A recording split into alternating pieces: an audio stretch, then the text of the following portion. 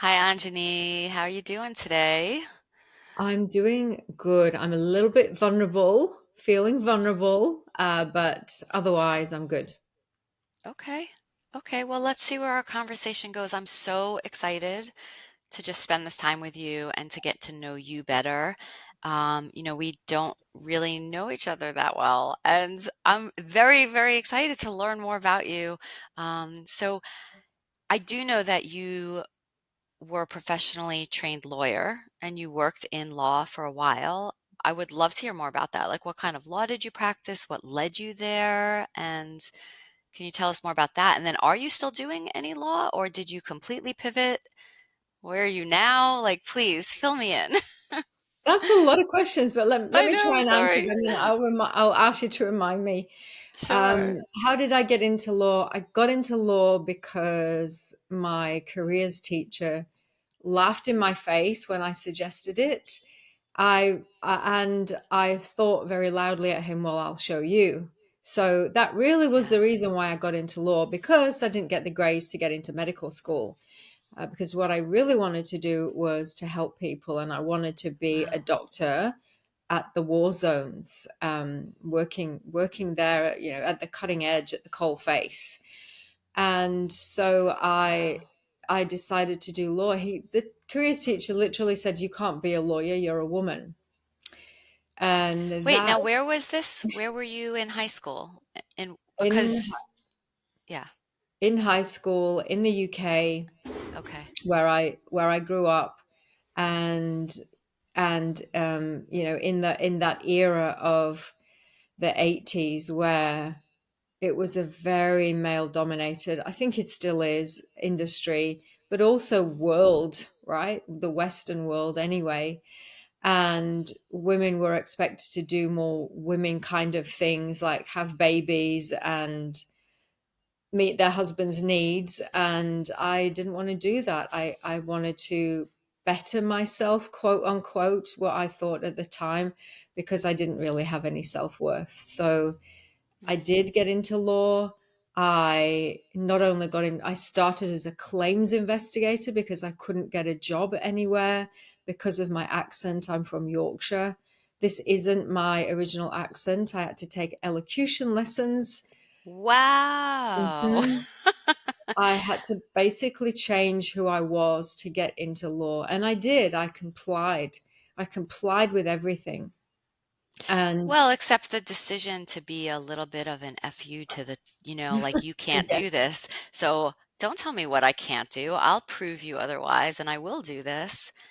It sounded like you actually were on a mission to like succeed at something that maybe the odds were not necessarily in your favor.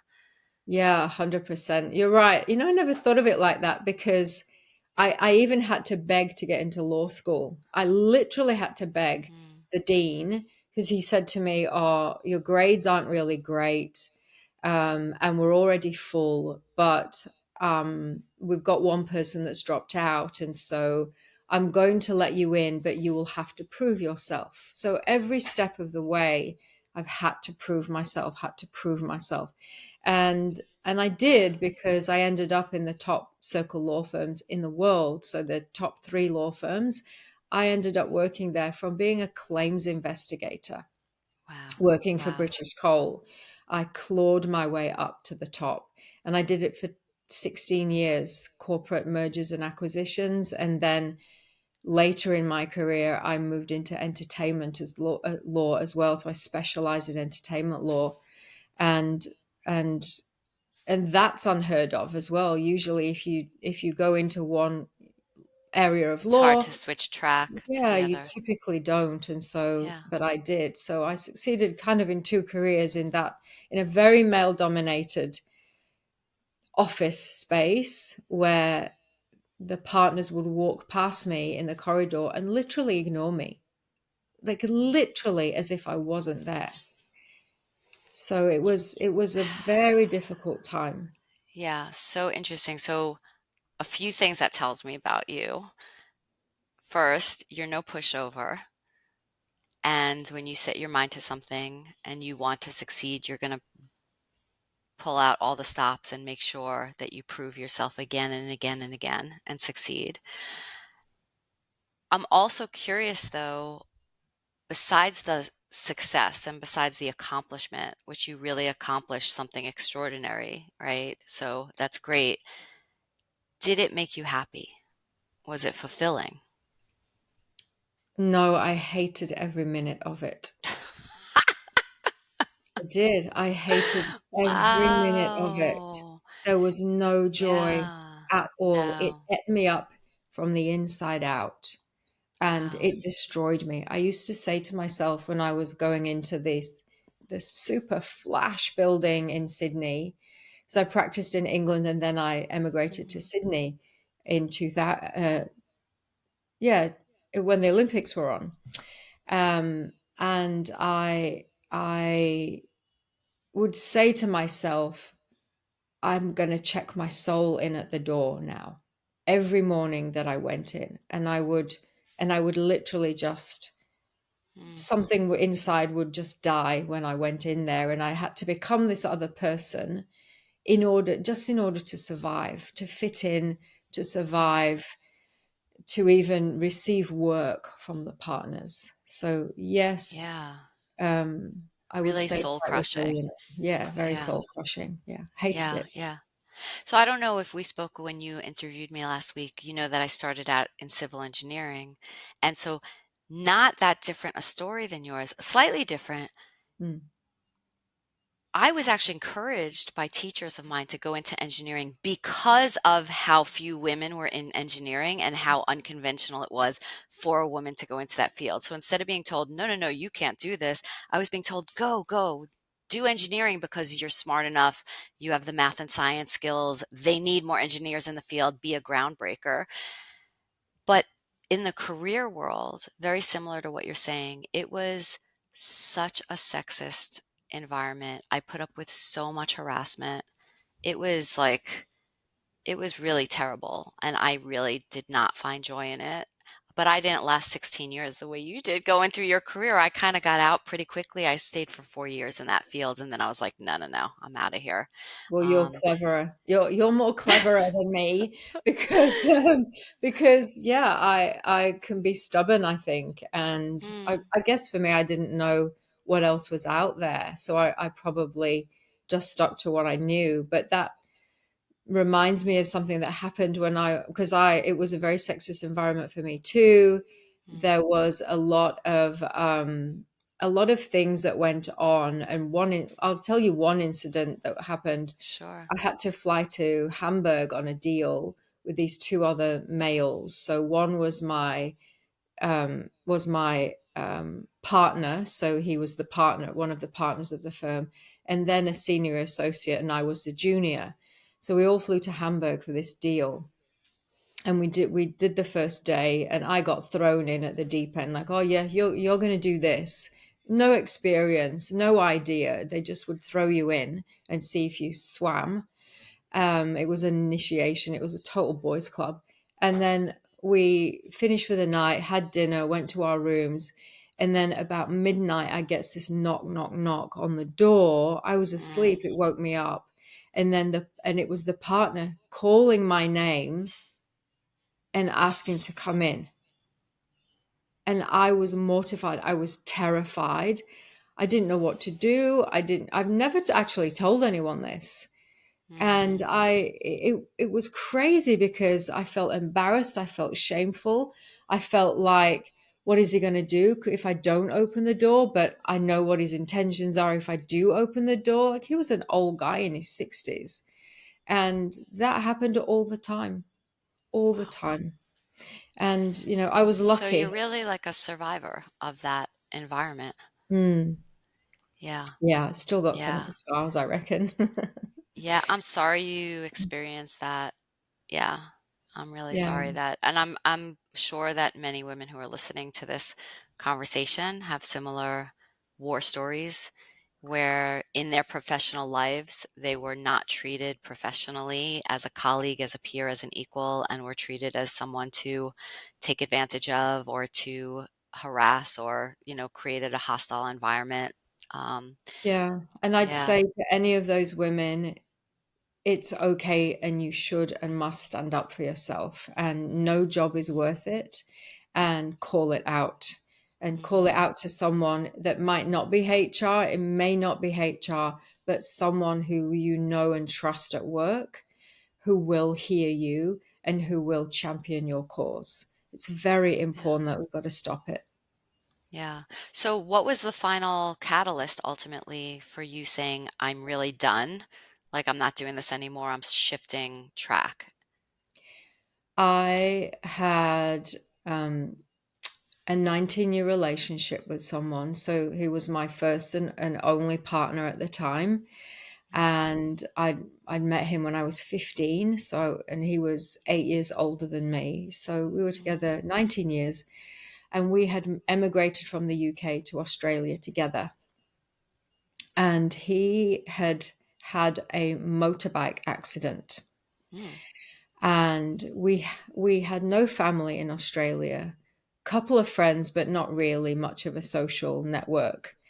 And he was in a hospital up in the mountains, far away from the city. And I got a call saying, we don't know if he'll even live through this. He's broke his back. It's really bad. We're going to have to helicopter him back to Sydney because only there can they operate on him. wow. And will you come, of course. And so I was like, well, yes. Or I was on a deal. So with mergers and acquisitions, you're on deals. So this is like you're buying or selling a company or doing a joint venture, and they last for months. So I was heading this deal. So I was the head person that the clients all came to.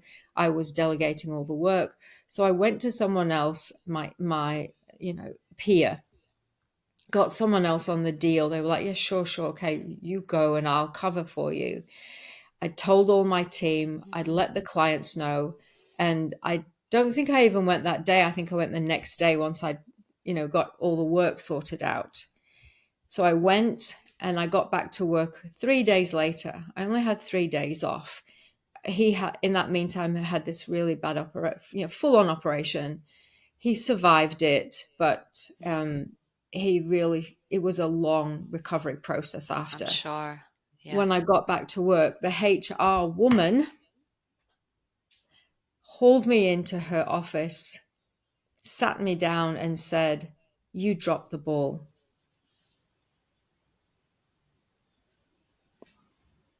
Yeah. And So, that was it. zero compassion, really just a lack of any humanity or empathy or understanding of the situation. Yeah.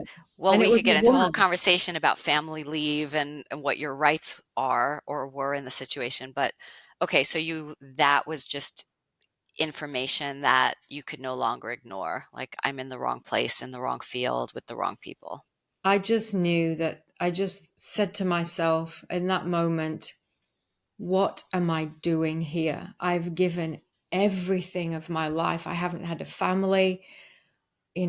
All of my days and hours are spent at this. I've sacrificed everything. And you tell me that I've dropped the ball. Where is your compassion? Where is your Mm, humanity? You are a woman. The fact that it was a woman got me more than anything. How could a mhm, woman, a mother, say mhm, that to another woman? That was it for me. I was done. Took me a mhm. few weeks to leave, a few months, I think, but that was it. I was done. So, what did you move towards? Well, simultaneously at around the same time, I had been getting involved in some meditation, and this was way before even yoga was a thing at work or even in the West. And I had done a meditation class or two, and that was really helping me start to find some stability and really settle. I chronic anxiety, chronic Mm, panic attacks, and I was finding it very, very helpful. And at the time, I didn't realize it, but I found my first spiritual teacher, and he was running the meditation classes, and he had a guru that eventually became my guru, even though I had no idea about gurus and wasn't looking for one. And, that was all a bit woo woo for me. But that energy was starting to flow to me during Wow. that very tumultuous time. And Yeah. so I ended up making some would call it rash decision, some would call it crazy, but there was a retreat coming up to India. And I just knew every fiber of my being was saying to me, you have to go.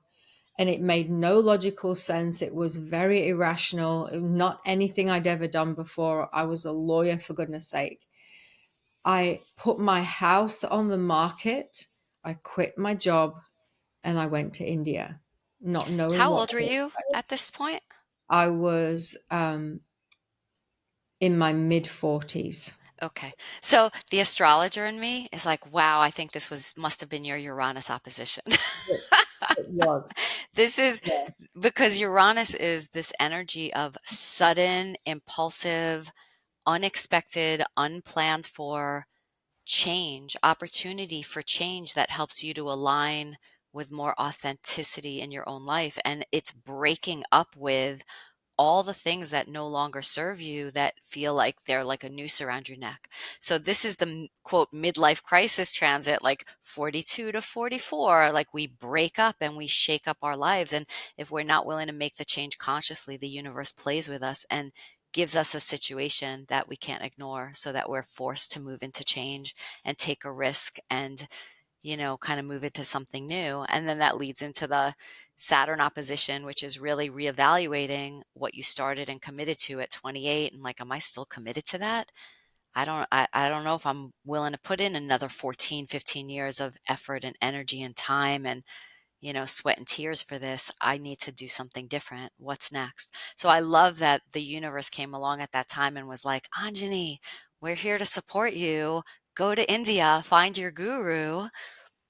Yeah. And so Yeah. tell me how that turned out because I know you through a mutual friend of ours as a spiritual person. We connected over spirituality. I didn't even really know any of your, corporate and legal and all of this other stuff. I know you as someone who is yogic and bringing consciousness into the world. So, how did that trip to India change you? It was entirely transformative for me. I remember leaving the airport, got out of the airport, and as soon as I stood on Indian soil, my legs literally buckled. I dropped to the ground sobbing. I'm not going to cry. I Oh, dropped to the ground sobbing, and yeah. all that was playing in my head was I'm home, I'm home, I'm Mm, home. And it made no sense to me. I was like, what is going on here? But I was home and I knew it. My soul was home.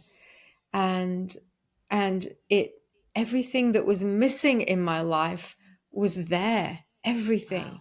All the answers to all the questions I had about life. Why are we here? What is my Yeah. purpose? It was all answered in India. And Wow. it was such a game changer and it just blew my mind. It was so different, so foreign. I didn't really know any of the culture, but it felt more real and more authentic to me than any of my entire life up till Mm, then. So yeah, it was a big game changer and it led me on to then studying. I became a yoga teacher. I studied Ayurvedic medicine. I studied it in Australia and then went to India and studied it, trained in mm, both Australia and India. I'm studying Jyotish astrology now. So, mm, so anything Eastern to me is wisdom. It's yeah. wisdom and it's ancient and it's unchangeable. That's wisdom when it's something that's unchangeable. And I loved it. I remember studying Ayurveda and Sanskrit, and it was if I'd already studied it. Whereas when I studied law, it was like trudging through quicksand. I couldn't Mm. remember cases and it was really difficult. with Ayurveda. That's fascinating. Yeah, it's Yeah. like I knew it and I remembered it from another life. That's Yeah. what I realized. Yeah. And I just loved every minute of it. I started applying it for my own life. I got healthy. I cured my irritable bowel syndrome. I cured my anxiety and panic attacks. I became happy. I became healthy. I found my purpose. I found my calling. And I just became joyous and joyful. That's what happened. I love this so much because I often, when clients come to me for coaching, I often find that their definition of success doesn't always mesh with or include joy, which is why I said about your law career, wow, you achieved a lot of success, but were you joyful? And there was no joy in that. And now you're really redefining that, wow, there was so much joy in this. It was so natural. It was so easy. It felt right. It felt like home and there was no sludging through anything.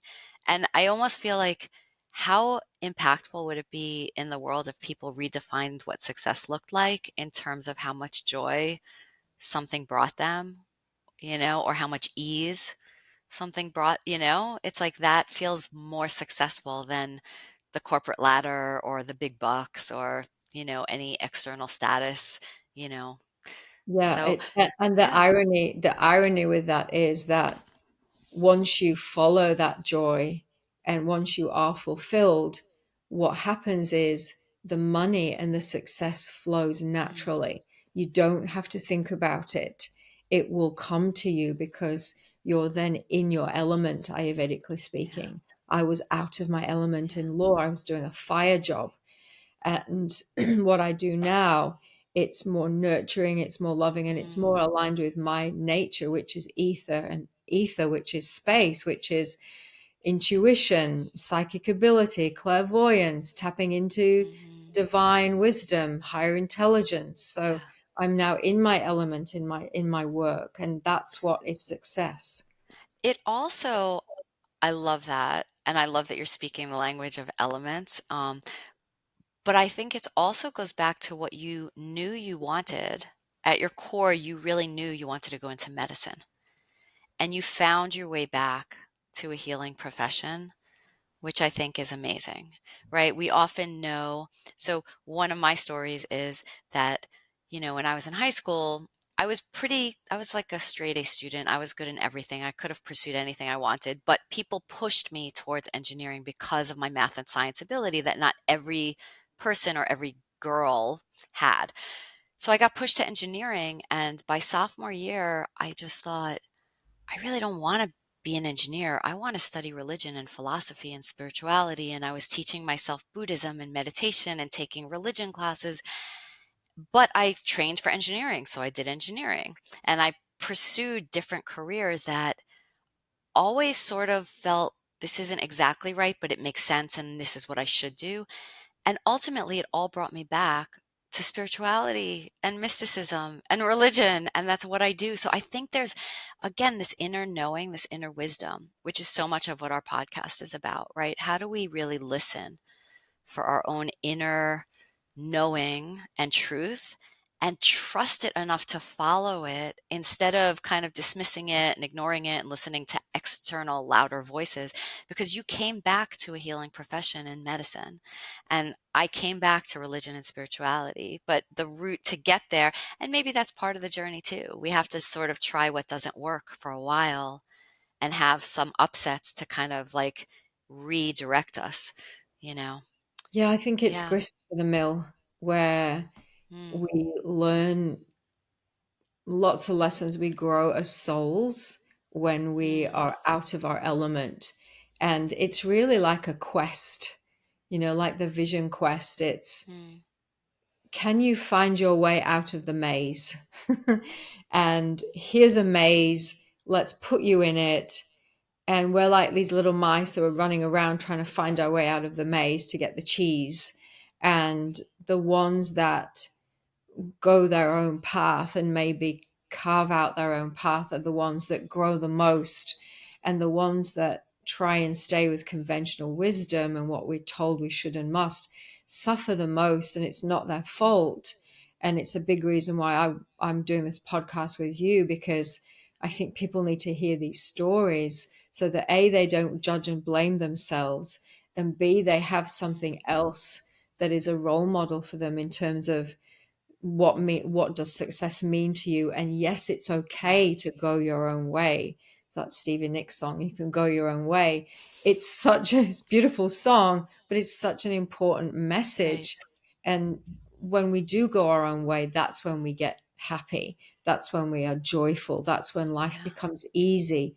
And that's when grace happens in our life. Grace starts to Yeah. flow in our life. Yeah.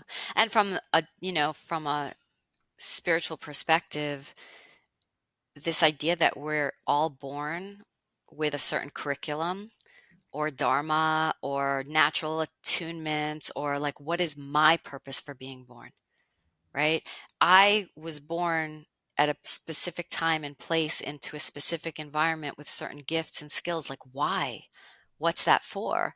And I think that the more we align with what's natural and right and home for us, and the joy is like, you know, kind of this validation of like, oh yes, this is the right path. This feels my calling, right?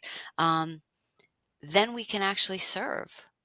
Our soul came here to serve for some purpose. And when we just stay with conventional ideas of success, or what everybody else thinks we should be doing or thinks we should prioritize and value, it's really at a disservice, not just to ourselves personally and our soul in our own life, but to the whole of humanity, because then we're not fulfilling the purpose we came here for in our piece of, our thread of fabric in the whole tapestry, you know? So I love this. So tell me about, like, right now where you find yourself. What's important to you in this moment? What are you working on? Working on this podcast, which is very important to me. I'm Yeah. also working on my charity. So I've been Mm.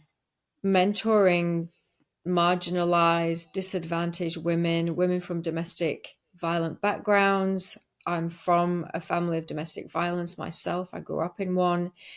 And without any judgment to my parents, because my parents simply inherited that from their parents and their parents and their parents, so it goes into generational. But what I learned from that whole experience, which was very trauma inducing for me, which led me to have to do a lot of self development Mhm. and trauma healing myself, was that um, people need help, and it's not their fault. And in any perpetrator, there is a victim within that perpetrator. And so, a big part of my mission now is to help disadvantaged women to regain their self esteem. Because I know what it feels like. Even though I was in the top three law firms in the world, my self esteem was zero, and my shame level was 1,000,000%. And Mm. so this is what happens when we're in domestic violent environments, Yeah. or when we haven't had the opportunities that a lot of the Western people have had. Is that, I'm from an immigrant family as well, and I haven't had a silver spoon in my mouth. I didn't have anyone saying to me, you can do it. I had no one really to raise me and put me on the right path. I had to kind of find that out myself.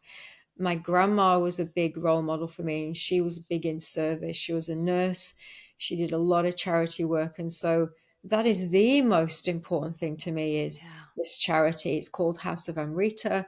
And I've been bootstrapping it myself for a long time. And I'm formalizing it now, where we're going to be having mentorship and scholarship programs for these women, to mentor them, to help them build their self-worth, regain their self-esteem, so that they can start to contribute to their own lives and then back into society, because women are the glue of society. That's why we're getting so unstuck these days.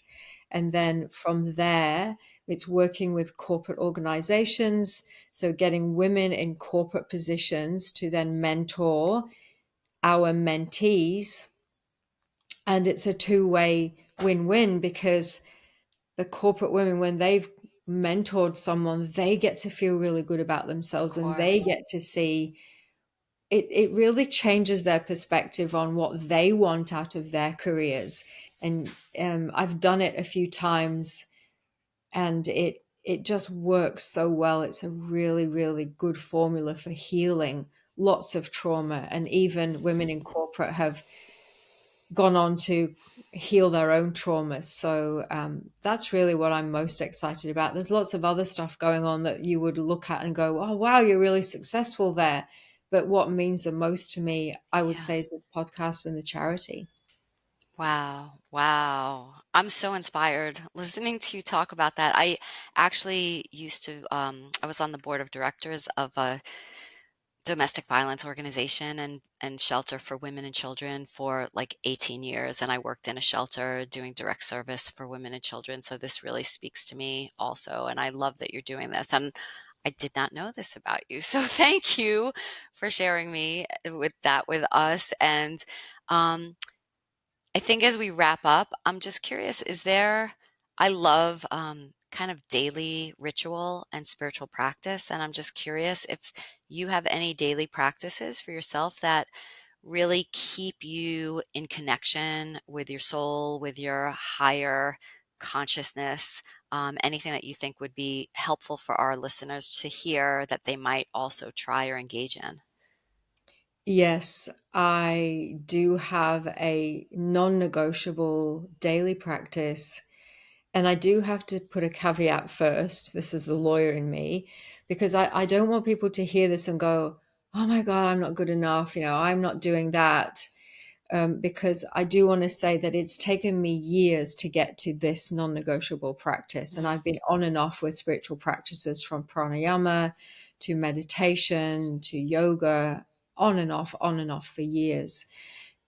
My practice these days is it's puja and mantra chanting. So puja is mm, it comes from a Hindu um, background, and it literally means flower and love. But what it is it's a little ritual that you do to a photo or with an idol or an image of the divine.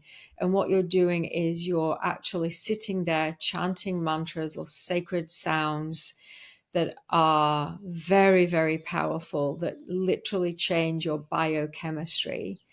And when you do this ritual, what happens is you get to focus on the divine, you get to focus on mm, your own divinity, and so that starts to become front of mind.